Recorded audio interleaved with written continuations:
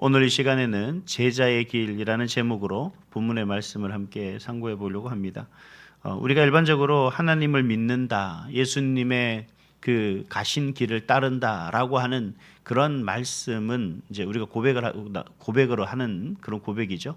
이제 그런 얘기 속에서 우리가 그리스도인이 된다는 것은 그럼 어떤 것입니까? 그러니까 우리가 제자가 된다는 건 참 어떻게 들어보면 부담스러운 일이거든요. 근데 우리가 그리스도인으로서 살아가겠습니다라고 고백하는 것은 부담스럽지 않은 것 같습니다. 근데 사실은 두 말이 똑같은 말입니다. 우리가 예수님의 제자로 살아간다는 것은 바로 예수님이 가신 그 길, 하나님의 말씀에 순종하며 하나님의 뜻을 이루기 위해서 걸어가셨던 그 길을 우리가 가겠습니다라고 하는 고백이 바로 내가 그리스도인이 된다는 고백이고, 그리고 그 그리스도인이 된다라는 그 고백은 곧 다시 말해서 내가 예수님의 제자된 삶을 살아가겠습니다라고 그렇게 고백하는 것입니다. 근데 우리가 제자가 된다라는 것에 왜 그렇게 사실 부담스러운가? 이유는 한 가지입니다. 이제 제자가 된다는 삶이 사실 어떻게 보면 이제 내가 뭔가 좀 다른 삶을 살아야 된다라고 생각을 하는 거죠. 근데 우리가 일반 기독교가 다른 종교와는 좀 차별적인 부분들이 있습니다. 예를 들어서 우리가 불교라는 어떤 그런 종교 같은 경우는 그 종교의 하나의 어떤 그 스님이 된다거나 뭐 이런 얘기를 하면 완전 분리된, 세상과 분리된 삶을 살아가는 그런 삶을 이야기하죠. 가톨릭의 신부도 마찬가지입니다. 완전 분리된 어떤 삶을 살아갑니다. 근데 우리가 또 한편으로 그렇게 분리됐으니까 그 사람들이 거룩한 것 아니냐 이제 이렇게 얘기를 하는데, 사실 분리됨이 거룩한 게 아니라 그 사람들의 그 내면을 또 들여다보면 또 그렇지만은 않다는 겁니다. 그렇다고 뭐 목사들이 다 거룩하냐? 목사들이 그렇지 않죠. 뭐 분명 세상에 문제 있는 사람들은 있습니다. 그것을 우리가 거부할 수는 없고, 그것을 또 우리가 또 감싼다고 뭐 막는다고 해서 막아질 일들은 아니죠.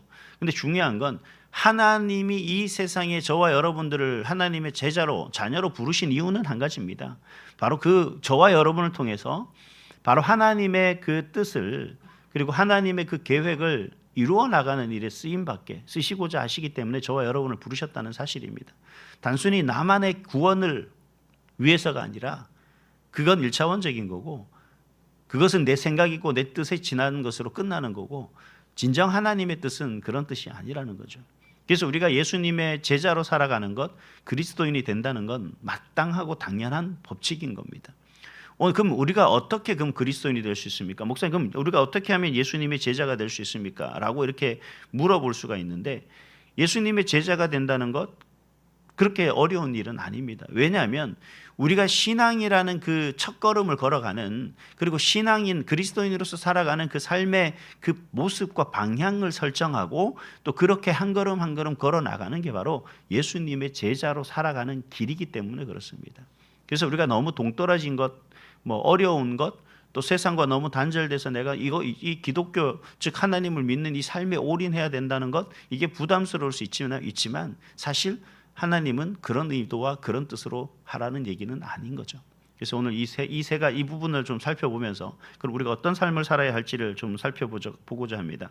첫 번째는 뭐냐면, 우리가 좀 시각적인 관계 속에서 예수를 바라보는 그러한 삶의 모습이 바로 우리가 그 제자의 삶의 모습이다라고 그렇게 할 수가 있습니다. 오늘 보면 36절에 보니까 먼저 어떤 사람들이 등장합니까?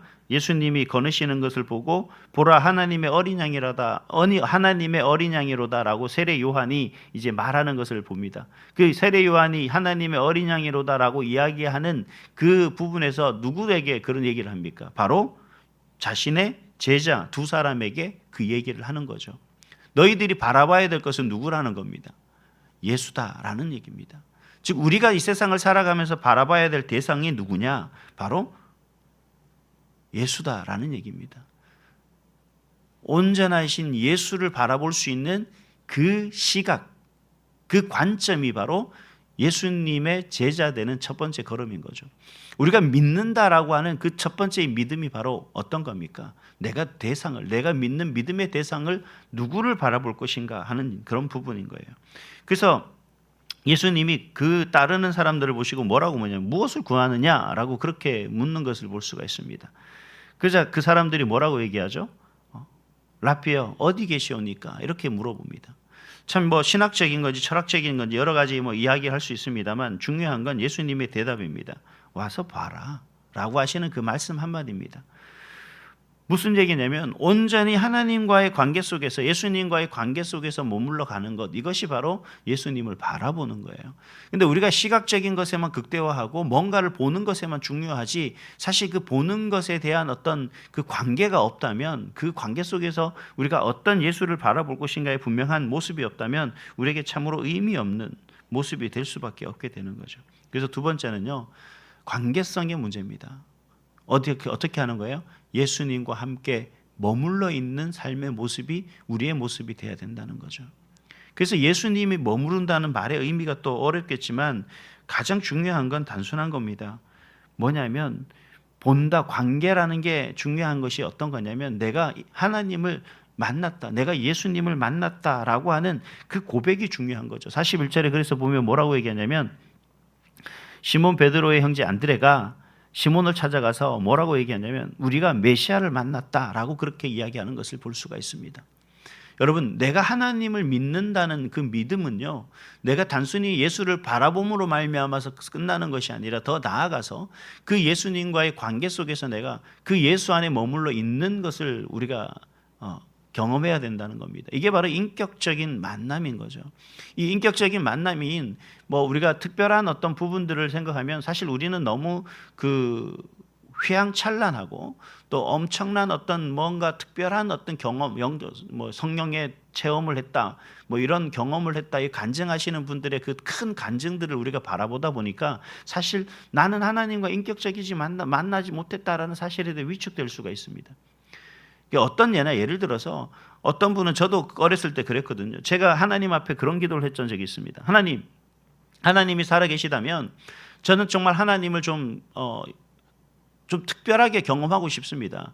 제가 하나님을 안다는 게 어떤 건지도 잘 모르겠고 이해도 못하겠는데 어린 제가 하나님을 알 수 있는 방법은 다른 사람들이 말하는 것처럼 저도 좀 그렇게 경험했으면 좋겠습니다. 이제 이렇게 기도했던 적이 있습니다. 그럼 어떤 분들은 그런 성경을 다 펼쳤는데 갑자기 성경의 한 구절이 쫙 눈에 막 이만하게 보여서 내 눈에 막 들어오니까 막 가슴이 뜨거워지고 막 그런 경험을 했다라고 하더라고요. 근데 저는 아무리 성경을 폈다 덮었다 수천 번 수만 번을 반복했지만 그게 안 되더라는 거죠. 왜냐하면 하나님은 꼭 그런 식으로 응답하시고 내가 하나님을 경험하게 하시는 분이 아니시라는 겁니다.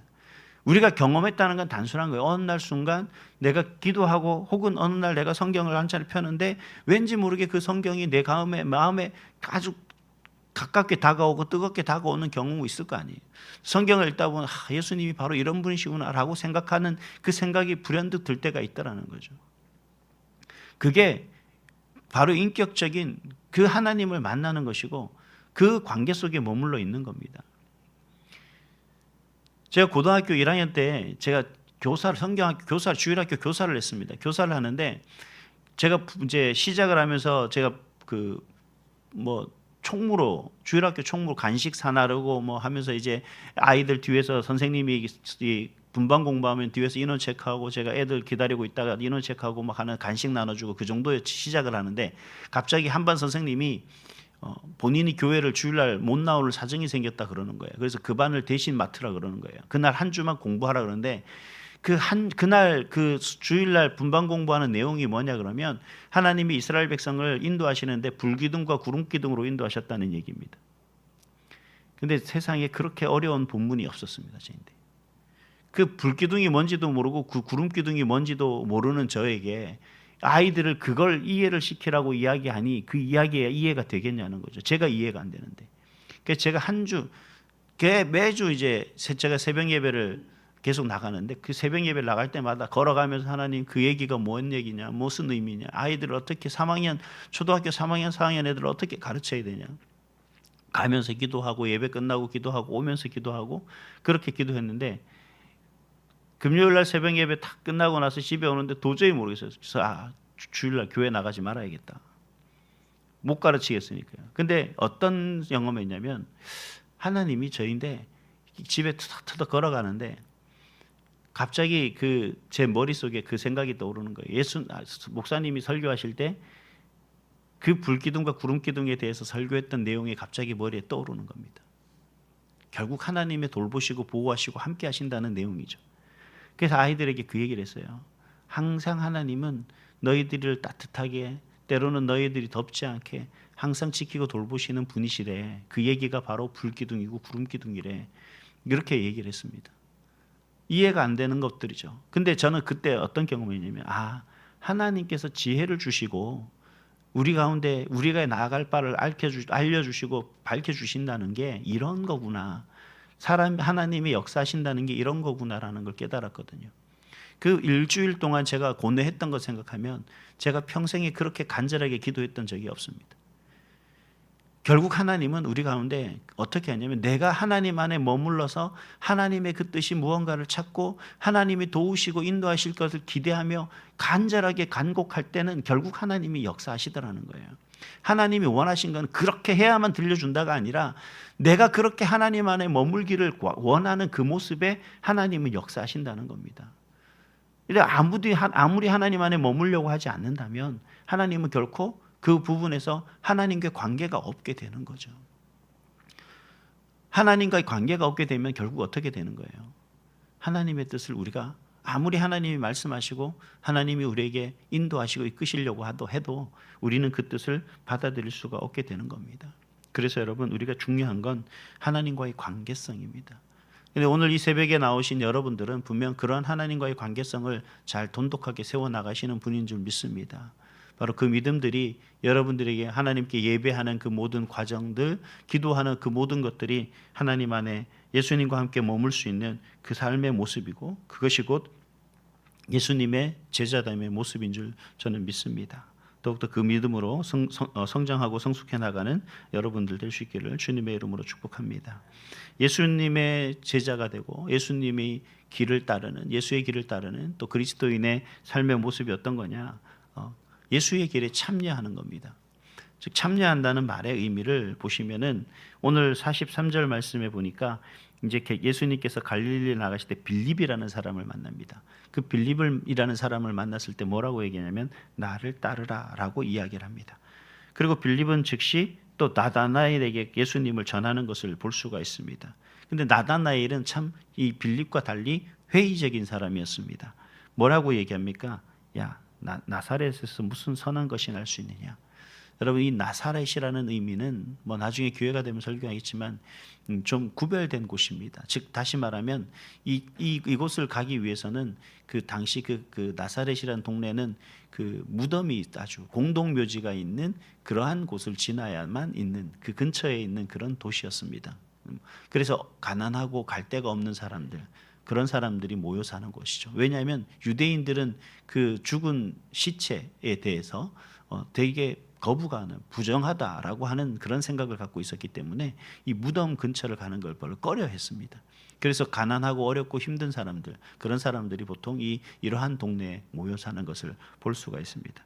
즉 부정한 곳에서 어떻게 거룩한 곳이 날 수 있겠느냐 하는 말의 의미입니다. 그러나 중요한 것은 그러한 모습 속에서는 빌립이 이야기하는 거예요. 뭐라고 얘기하냐면 와서 봐라고 하는 단 한마디였습니다. 이 이야기가 뭐냐 그러면 여러분, 우리가 어떤 회의적인 것, 부정적인 이야기를 가지고 생각을 하고 판단을 하면 결국 우리는 뭔가를 이루어 나갈 수가 없다는 거예요.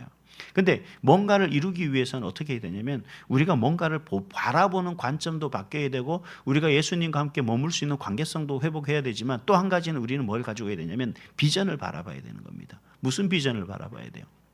내가 믿는 그 하나님께서 어떻게 역사하실지에 대한 비전을 가지고 있어야 된다는 겁니다. 이게 바로 예수의 길에 참여하는 거예요. 아니, 하나님을 믿는 사람이, 전능하신 하나님을 믿는 사람들이 어떻게 보면 항상 보면 하나님은 그렇게 못 해주실 거야. 항상 부정적인 얘기를 하고 항상 뭐 하면 거부하고 안 될 거야, 못 할 거야. 안 될 일이 없지. 어떻게 돼? 이 세상이 이렇게 각박한데. 항상 그런 얘기를 하는 거죠. 여러분, 그거는 믿는 사람이 아니에요. 그 사람은 어떤 사람이냐면 믿음의 위에 자신의 생각과 판단을 더 위에 세우는 그런 어리석은 분의 생각이고 판단이고 말씀인 겁니다. 진정 하나님을 믿는다면 이 전지전능하신 하나님 안에서 우리가 어떻게 그 하나님을 역사하실지를 지금까지 보아왔지 않습니까? 그 어려운 시대와 환경 속에서도 여전히 하나님을 믿는 사람들을 지키시고 돌보시는 하나님, 정말 이 세상의 풍파 속에서 불기둥과 구름기둥으로 지키셨던 그 하나님을 왜 우리는 자꾸 그럴 리가 없다라고 이야기하는 거죠? 할 수가 없다라고 이야기합니까? 못한다고 이야기하는 겁니까? 그건요, 믿음이 없는 거예요. 예수님의 제자 되는 삶의 모습에서 온전히 예수님의 제자로 살아가지 못하고 있는 모습이고, 나는 그리스도인이라고 말을 하지만 진정한 그리스도인의 길을 걸어가는 사람이 아니라는 겁니다. 너무 강한 얘기일 수는 있겠지만, 믿는데 왜, 그 믿음이 있으면 왜 하나님께 못 맡기십니까? 그 하나님을 온전히 왜 의지 못하느냐는 거예요. 우리가 자꾸 재단하니 그렇죠. 안 될 거야. 할 수 없을 거야. 여러분, 하나님은요, 그 불완전하고 불가능한 곳에서 창조하시고 완전케 하시는 분이 전지전능하신 하나님이십니다. 우리가 그 하나님을 믿고 나아가는 것, 그리고 그것 오늘 현실의 문제 속에서 현실을 바라보는 것이 아니라 그 현실의 너머 속에 있는 하나님의 놀라운 영광을 바라볼 수 있는 그러한 비전이 우리 가운데 있어야 된다는 거예요. 그런 비전이야말로 우리를 강하게 하고, 그런 비전이야말로 우리의 믿음을 굳건하게 하고, 그런 비전이야말로 우리의 믿음을 더욱더 성장하고 성숙하게 하는 그런 믿음이 될 줄 믿습니다. 바로 오늘 여러 가지 많은 사람들이 등장하지만 예수님은 그들에게 여러 가지 모습 속에서 그들이 어떻게 예수님의 제자 되어야 되는지를 길을 우리에게 보여주고 계십니다. 우리도 이 길을 쫓아서 예수님의 제자가 되고, 바로 저와 여러분을 부르시고 저와 여러분을 통하여 하나님의 뜻과 하나님 나라의 영광과 또 하나님 나라 확장을 위해서 귀하게 쓰시고자 하실 때, 여러분들 이 믿음 가지고 그렇게 귀하고 아름답게 세움받고 존귀하게 쓰임받는 그런 저와 여러분이 될 수 있기를 주님의 이름으로 축복합니다.